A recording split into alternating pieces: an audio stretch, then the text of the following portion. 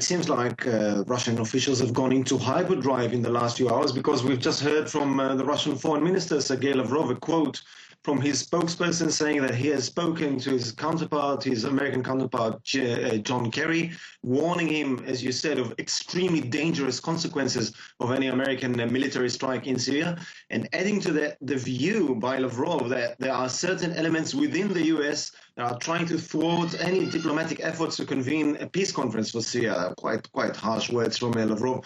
And Russian officials continue to maintain their view that basically we still don't know who actually shot, who actually fired these chemical weapons, used these chemical weapons in Syria last Wednesday. So the Russians are not backing off from their support of Bashar al-Assad and his regime.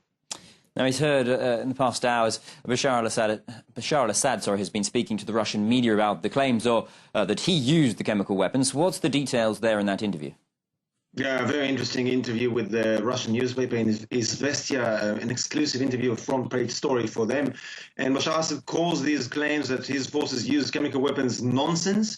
A very interesting point coming out from this interview, in my view, is his claim that all contracts, all military contracts between Russia and Syria are being fulfilled. And that is quite an important hint, or even a threat against the Americans, because this might hint to the fact that perhaps there are advanced anti-aircraft missiles being deployed by the Russians, or have been deployed perhaps by the Russians in Syria. A very interesting interview from Assad, and a combative mood for both him and the Russian foreign minister this morning in Moscow.